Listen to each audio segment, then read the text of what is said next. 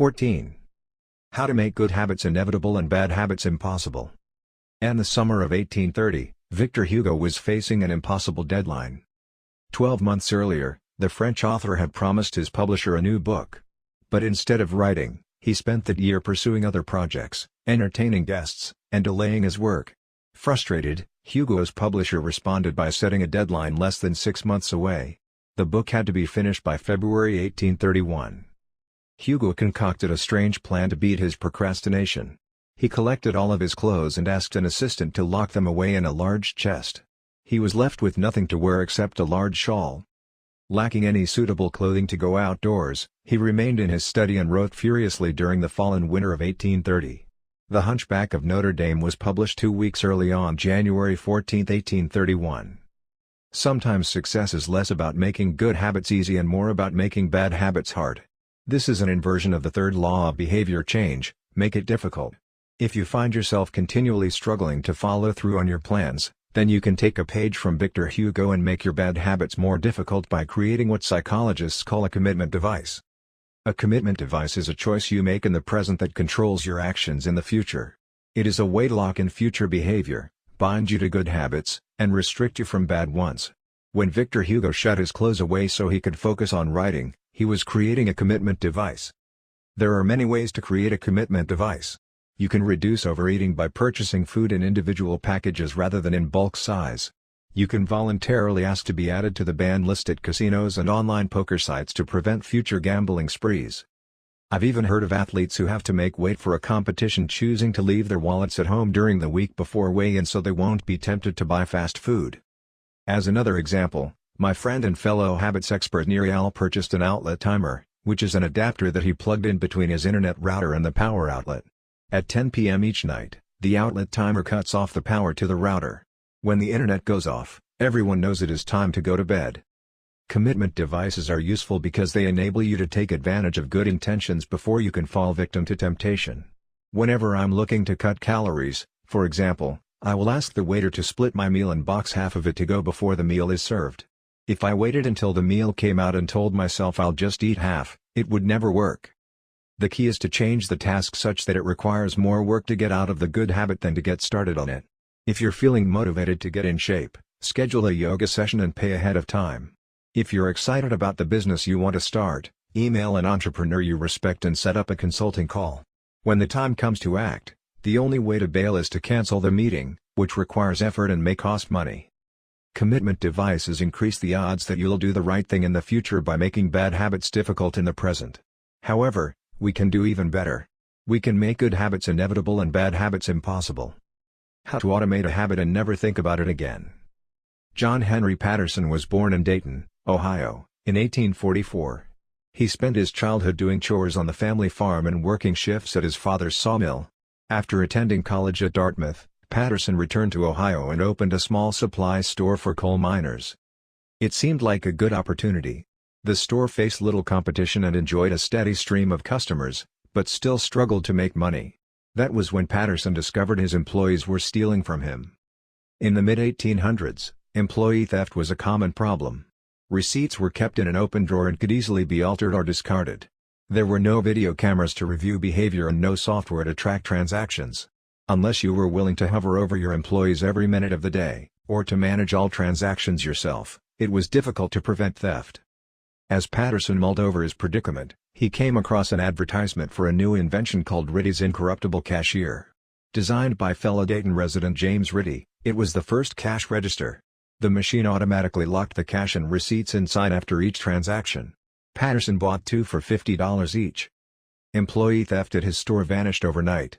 In the next 6 months, Patterson's business went from losing money to making $5,000 in profit, the equivalent of more than $100,000 today. Patterson was so impressed with the machine that he changed businesses. He bought the rights to Ritty's invention and opened the National Cash Register Company. 10 years later, National Cash Register had over 1,000 employees and was on its way to becoming one of the most successful businesses of its time. The best way to break a bad habit is to make it impractical to do. Increase the friction until you don't even have the option to act. The brilliance of the cash register was that it automated ethical behavior by making stealing practically impossible.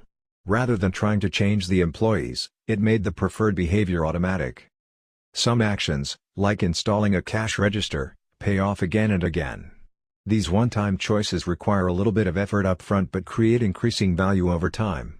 I'm fascinated by the idea that a single choice can deliver returns again and again, and I surveyed my readers on their favorite one-time actions that lead to better long-term habits. The table on the following page shares some of the most popular answers. I'd wager that if the average person were to simply do half of the one-time actions on this list, even if they didn't give another thought to their habits, most would find themselves living a better life a year from now.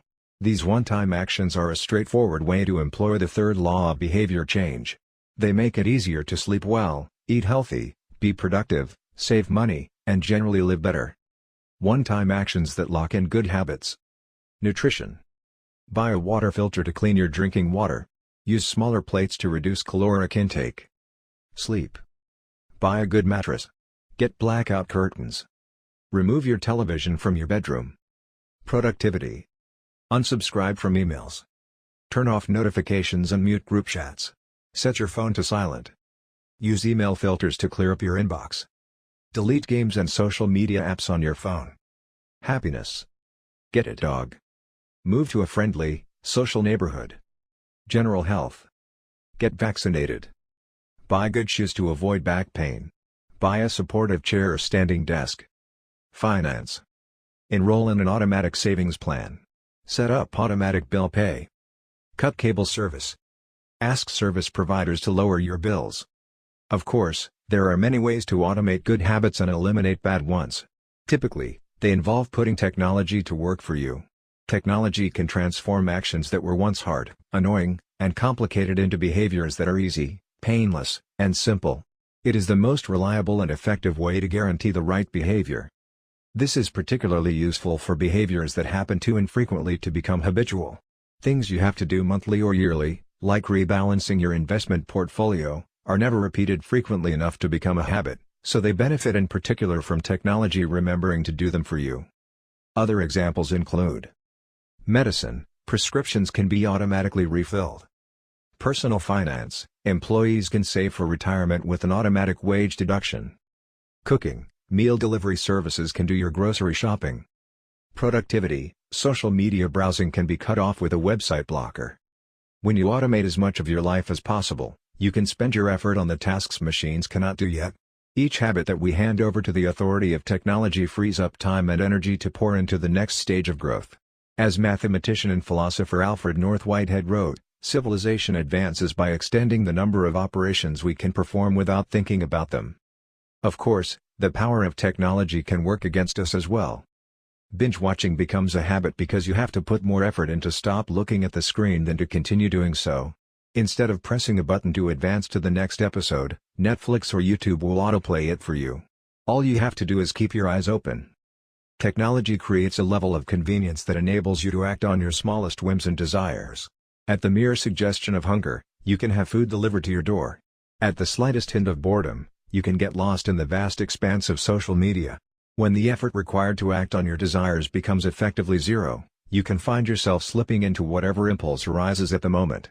The downside of automation is that we can find ourselves jumping from easy task to easy task without making time for more difficult, but ultimately more rewarding, work. I often find myself gravitating towards social media during any downtime. If I feel bored for just a fraction of a second, I reach for my phone. It's easy to write off these minor distractions as just taking a break, but over time they can accumulate into a serious issue. The constant tug of just one more minute can prevent me from doing anything of consequence. I'm not the only one. The average person spends over 2 hours per day on social media. What could you do with an extra 600 hours per year? During the year I was writing this book, I experimented with a new time management strategy. Every Monday, my assistant would reset the passwords on all my social media accounts, which logged me out on each device. All week I worked without distraction. On Friday, she would send me the new passwords. I had the entire weekend to enjoy what social media had to offer until Monday morning when she would do it again. If you don't have an assistant, team up with a friend or a family member and reset each other's passwords each week. One of the biggest surprises was how quickly I adapted. Within the first week of locking myself out of social media, I realized that I didn't need to check it nearly as often as I had been, and I certainly didn't need it each day. It had simply been so easy that it had become the default. Once my bad habit became impossible, I discovered that I did actually have the motivation to work on more meaningful tasks. After I removed the mental candy from my environment, it became much easier to eat the healthy stuff. When working in your favor, automation can make your good habits inevitable and your bad habits impossible. It is the ultimate way to lock in future behavior rather than relying on willpower in the moment. By utilizing commitment devices, strategic one-time decisions, and technology, you can create an environment of inevitability, a space where good habits are not just an outcome you hope for but an outcome that is virtually guaranteed. Chapter Summary. The inversion of the third law of behavior changes make it difficult. A commitment device is a choice you make in the present that locks in better behavior in the future. The ultimate way to lock in future behavior is to automate your habits. One-time choices, like buying a better mattress or enrolling in an automatic savings plan, are single actions that automate your future habits and deliver increasing returns over time. Using technology to automate your habits is the most reliable and effective way to guarantee the right behavior. How to create a good habit. The first law, make it obvious. 1.1. Fill out the habits scorecard. Write down your current habits to become aware of them. 1.2. Use implementation intentions, I will, behavior, at, time, in, location. 1.3. Use habit stacking, after, current habit, I will, new habit. 1.4. Design your environment. Make the cues of good habits obvious and visible. The second law, make it attractive. 2.1. Use temptation bundling. Pair an action you want to do with an action you need to do. 2.2. Join a culture where your desired behavior is the normal behavior. 2.3. Create a motivation ritual. Do something you enjoy immediately before a difficult habit. The third law, make it easy. 3.1. Reduce friction. Decrease the number of steps between you and your good habits. 3.2. Prime the environment. Prepare your environment to make future actions easier. 3.3. Master the decisive moment. Optimize the small choices that deliver outsized impact. 3.4. Use the 2-minute rule. Downscale your habits until they can be done in 2 minutes or less. 3.5. Automate your habits. Invest in technology and one-time purchases that lock in future behavior. The fourth law, make it satisfying. How to break a bad habit. Inversion of the first law, make it invisible. 1.5. Reduce exposure. Remove the cues of your bad habits from your environment. Inversion of the second law, make it unattractive. 2.4. Reframe your mindset. Highlight the benefits of avoiding your bad habits. Inversion of the third law, make it difficult. 3.6. Increase friction. Increase the number of steps between you and your bad habits. 3.7. Use a commitment device. Restrict your future choices to the ones that benefit you. Inversion of the fourth law, make it unsatisfying.